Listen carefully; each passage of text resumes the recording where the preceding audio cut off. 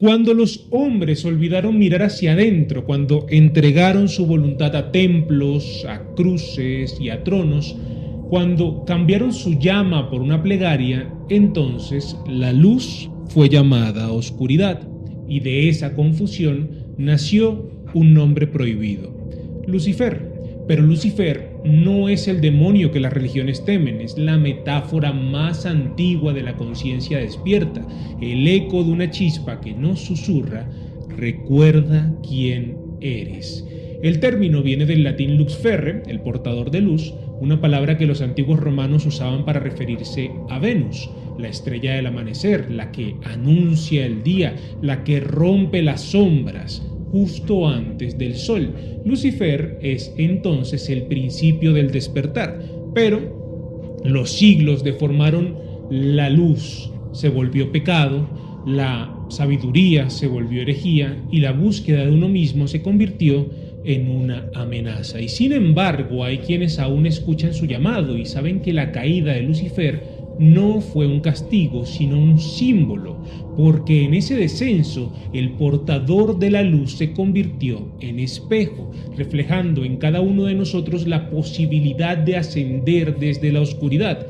El luciferianismo no te ofrece una religión, te ofrece un camino, y no un camino cómodo realmente, sino un sendero de fuego, donde la duda es maestra y la verdad un abismo. No se trata de adorar, se trata de recordar, de aceptar que no hay un Dios que te observe desde las alturas, porque tú mismo eres el ojo que todo lo ve. El luciferino no busca fe, busca voluntad, no reza, decide, no pide, construye. Y cuando comprendes que su pensamiento, sus palabras y sus actos son herramientas divinas, entonces su vida deja de ser destino y se convierte en creación. El luciferianismo es una filosofía de responsabilidad total. Significa reconocer que no hay nada ni nadie que gobierne tu realidad. Ni dioses, ni demonios, ni astros, solo tú, enfrentando el infinito con las manos vacías y el corazón encendido. Porque cuando entiendes que tus pensamientos moldean tu mundo, que tus palabras son decretos y que tus acciones son pactos con el universo, comprendes también que cada día estás escribiendo tu propio evangelio, y ese evangelio se llama vida. Entonces, cuando sabes que has despertado como tu propio Dios, te estarás preguntando: ¿cuándo dejas de esperar salvación? Cuando el miedo deja de ser el amo de tus pasos, cuando aprendes a mirar tus sombras sin huir, cuando te das cuenta de que la divinidad no está allá arriba, sino aquí, en tu mente, en tu respiración, en tu decisión de existir. Lucifer no es una figura ajena a ti, es tu mente iluminada, es la fuerza que se revela contra la ignorancia, la que cuestiona el dogma, la que arde con el deseo de saber. Por eso se dice que Lucifer trajo el fuego, no un fuego físico, sino el fuego del pensamiento libre, la llama que ilumina el alma de quien se atreve a preguntar: ¿y por qué? Y esa pregunta, tan simple, tan peligrosa, es la semilla de todo cambio, porque quien pregunta deja de obedecer, y quien deja de obedecer empieza a crear.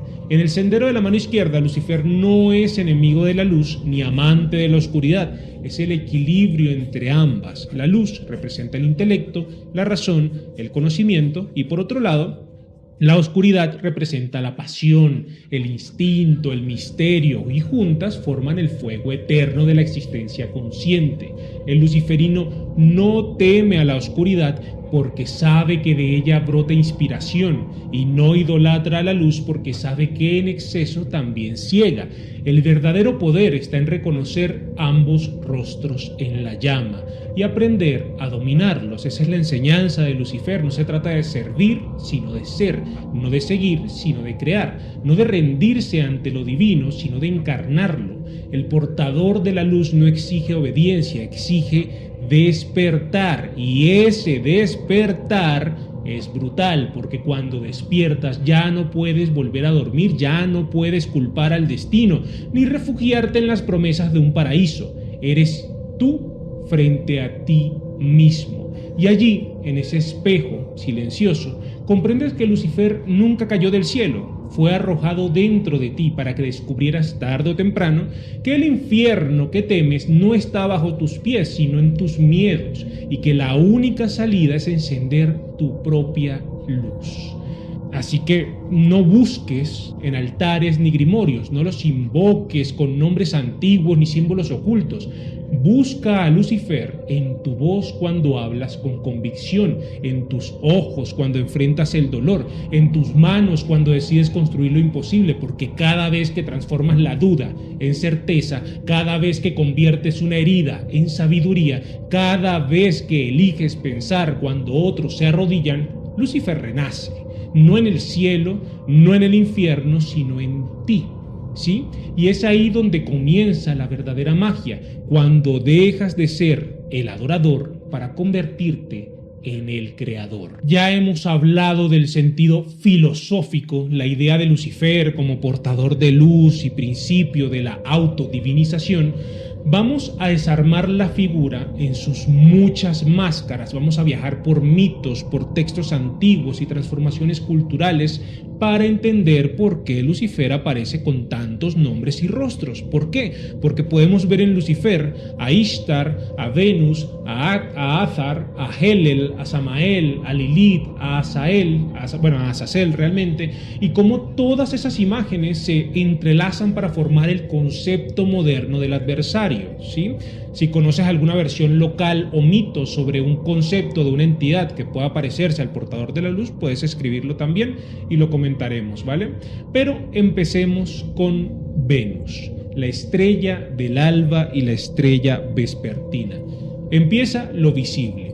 Venus como astro. Antes de ser moralizado, Venus era fenómeno celeste, era la estrella que anunciaba la mañana, la vespera, o sea, que trae la mañana, que también podemos encontrar de hecho que es la última luz de la tarde. Esa ambivalencia, amanecer y ocaso, nacimiento y muerte, hizo de Venus un símbolo perfecto para lo doble, luz que guía y luz que tienta. En Mesopotamia, Elam y la zona cananea, la figura asociada a Venus, Ishtar o Inanna, fue diosa del amor, de la guerra, de la fertilidad y de los misterios del inframundo. Ella descendió a las profundidades y volvió. Esa experiencia de descenso, retorno y todo el tema es la raíz de muchos mitos del Dios que muere y resucita. Un esquema simbólico que alimenta la noción luciferina de descenso, es decir, caída, y potencial renacimiento, que sería la apoteosis. Cuando la cultura grecorromana tradujo y mezcló nombres, el término que designaba a la estrella del alba terminó transmitiéndose al latín como Lucifer, literalmente portador de luz. Y así nace el nombre que después la tradición judeocristiana transformaría, ¿sí? ¿Alguien ha sentido esa ambivalencia en sus prácticas o lectura, tipo luz que cura y que quema al mismo tiempo? Probablemente sí, sucede lo mismo con Lucifer. Ahora, centrémonos un poco en Ishtar. Ishtar es una de las máscaras más antiguas del portador de luz. Es la que no teme ir al inframundo para recuperar algo, o a alguien en este caso, es la que desafía a la muerte. Su descenso a las 7 puertas del inframundo para confrontar a Ereshkigal es una narrativa de transformación extrema, desnudez ritual, pérdida de atributos, renacimiento. Todo esto alimenta la iconografía del héroe o el antihéroe que contrasta la vida y la muerte, el conocimiento ganado por experiencia límite. Ishtar encarna la paradoja, guerra y amor, Eros y Tánatos, sabiduría y transgresión. ¿Te suena familiar? Probablemente sí, la misma ambigüedad que encontramos en la figura de Lucifer. Hablemos de Athar, ¿sí? O de Azar Quemos, el asalto al trono básicamente. En los mitos de Ugarit y regiones semíticas tempranas aparece Azar o Azar Quemos, que es una deidad que intenta ocupar un rol que no puede sostener. Es el que intenta ascender pero fracasa, o es desplazado por una figura solar más estable. ¿A qué te suena esa temática? Intento de ascenso, fracaso, expulsión. es un motivo proto-luciferino. En algunos textos ugaríticos hay referencias a Noga, que sería brillo, y a Sir, que sería rebelión. Combinadas dan reuniones semánticas que dan forma a la idea de el brillante que se revela.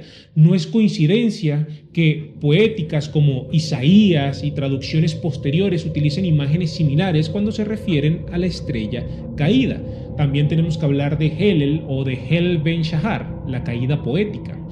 El pasaje de Isaías 14:12 y su lectura de la Vulgata como Lucifer es crítico. Allí se habla en contexto del rey de Babilonia, Filistea, Tiro, en tono satírico. Sin embargo, el lenguaje de caída del cielo y ser estrella de la mañana se reinterpreta religiosamente como la caída del orgulloso. Textualmente, el original remite a imágenes políticas y míticas con el tiempo, ¿sí? Y aparte de eso, con ese mismo tiempo, la exégesis religiosa transformó al príncipe orgulloso en símbolo cósmico del ángel que se revela, es decir, en resumen, Lucifer. Importante de aclarar, esto no se enseña que la figura muta por lectura y por poder. Un texto político deviene en un mito religioso y el mito en un arquetipo, ¿sí? Tienen que observar cómo la política, el mito y la religión terminan dialogando. Preguntarse el día de hoy, ¿conoces tú, ustedes, ejemplos donde una figura política acaba transformada en un mito, sea de forma real, histórico o en alguna historia mitológica? Pues lo cierto es que podemos ir un poco más allá. Tenemos el libro de Enoc, traducciones pseudoepigráficas, ¿sí?, que describen a los vigilantes, ángeles que descienden y se mezclan con la humanidad, especialmente con mujeres. Enseñan saberes prohibidos como metalurgia, astrología, hechicería, y de sus fallos, que básicamente fue acostarse con las humanas, nacerían los gigantes, los Nephilim y la corrupción de la humanidad. Luego tenemos a Azazel y Semyasa, que son nombres que representan la transgresión, el ángel que enseña a romper límites. En narrativas luciferinas modernas, Azazel es a menudo una figura complementaria a Lucifer, el que trae el conocimiento técnico y la transgresión práctica. La lectura luciferina reinterpreta a estos transgresores como portadores de sabiduría, no tanto mal, sino ruptura del velo. Ahora, tenemos que hablar del dinosaurio en la habitación, que sería Samael. Y aquí no solo tenemos que hablar de Samael para poder entender a Lucifer, sino también de Lilith. En tradiciones talmúdicas y místicas, nombres como Samael, a quien a veces se identifica con la figura del acusador o el ángel del veneno o la agonía, y Lilith, la figura femenina, rebelde y autónoma, se configuran como figuras complementarias. Samael aparece con connotaciones ambivalentes: juez, tentador, enemigo, pero también instrumento de una justicia necesaria. Para el luciferino, Samael simboliza la parte penetrante del intelecto, la crítica implacable, la fuerza que somete. Lilith, por otro lado, encarna la autonomía femenina, la sexualidad desafiante y la no sumisión. En el conjunto del adversario, Lilith es la contraparte que completa la dualidad dual, valga la redundancia, el adversario como par, femenino y masculino. Ahora, el capítulo de Ezequiel que habla del príncipe de Tiro es otra fuente. El texto usa imágenes exuberantes, coronas, jardines, querubines, protectores y su caída por orgullo. La recepción cristiana vinculó a este pasaje con la figura del adversario cósmico. ¿Sí? Muchos pasajes que hoy vemos como teología son antes que nada literatura política o mitológica que luego fue sacralizada. ¿Sí? Recuerden, Prometeo también ofreció el fuego a la humanidad y fue castigado. Esto es paralelo directo en el tema luciferino. El castigo por entregar conocimiento. En culturas diversas, el Mesías del saber sufre la reprobación institucional por transferir poder a los humanos. Y aquí la figura de Lucifer se hermana con Prometeo. Ambos encarnan la idea del conocimiento liberador y el precio de la liberación. Pero hablemos de la demonización. ¿Por qué la luz fue llamada oscuridad? Con la consolidación del monoteísmo triunfante, judaísmo tardío, cristianismo, luego el poder eclesiástico, muchas figuras antiguas fueron reinterpretadas. Los cultos solares, los héroes de época precristiana, los cultos del rey divino, se vieron como herejía. El rebelde, el que desafía la autoridad, es etiquetado entonces como demonio. Esa demonización no borra la función simbólica original, la transforma en advertencia social. No cuestiones el poder y no cuestiones el orden. El luciferino moderno recupera la figura como acto de memoria histórica. No idolatras al adversario, reivindicas la facultad de pensar y crear. ¿Cuántas de las cosas que ahora conocemos o rechazamos fueron una vez el corazón de una civilización? Ahora, realmente bebe de muchos lugares la imagen de Lucifer y podemos encontrarlo también en la literatura y la imaginación. Tenemos que hablar de Milton, tenemos que hablar de Blake, tenemos que hablar de Crowley. Nuestro querido John Milton convirtió a Satanás en un personaje épico en el paraíso perdido. Es carismático, es orgulloso, es libre. Muchos vieron en su Satanás o en su Lucifer a un héroe trágico. Esa representación alimentó la corriente romántica y la lectura moderna del adversario como símbolo de rebelión. Blake y otros poetas vieron en Lucifer una figura de libertad espiritual, y Crowley y el ocultismo moderno reinterpretaron muchas máscaras de Lucifer como herramientas simbólicas para trabajos mágicos y psicológicos. Aquí, Lucifer puede ser utilizado como arquetipo psicológico, sombra, voluntad o conocimiento. En la actualidad, hoy en día, Lucifer es utilizado en tres planos que se terminan solapando. En el histórico mítico, que sería el estudio de textos y símbolos; en el psicológico, porque Jung y otros intérpretes dirían que Lucifer es una figura arquetípica, la sombra iluminada, que nos impulsa al autoconocimiento. En el práctico ideológico también lo encontraríamos, que serían movimientos luciferinos contemporáneos que lo ven como modelo de autonomía, responsabilidad y emancipación personal, siempre con énfasis en ética individual. En estas lecturas, entonces, el adversario deja de ser demoníaco en un sentido moral y pasa a ser un desafío ético. ¿Cómo asumir la libertad plena sin autodestruirse? No podemos concluir sin advertir la apropiación de la figura luciferina y cómo ésta exige responsabilidad. La libertad sin guía degenera en narcisismo, la rebelión sin ética en daño. Por eso las corrientes serias enfatizan 3 puntos: disciplina, autoconocimiento, dominio de impulsos, sabiduría práctica, usar conocimiento para crear, no solo para destruir, y responsabilidad personal, asumir las consecuencias de esta libertad. ¿Qué crees que es más peligroso cuando alguien se vuelve Lucifer? ¿La pérdida de los límites o la pérdida del propósito? Para terminar, imagina 2 llamas que arden juntas. Una es blanca, razón, ley, disciplina. La otra puede ser negra o violeta, intento, instinto, misterio. Lucifer es la figura que enseña a sostener ambas sin dejar que una consuma la otra. La llama negra en la simbología luciferina moderna es la conciencia que no necesita dogmas, es la práctica y la prueba. El árbol de mitos que hemos recorrido el día de hoy nos llevó por Venus, por Ishtar, por Athar, por Helel, por Azazel, por Samael y por Lilith.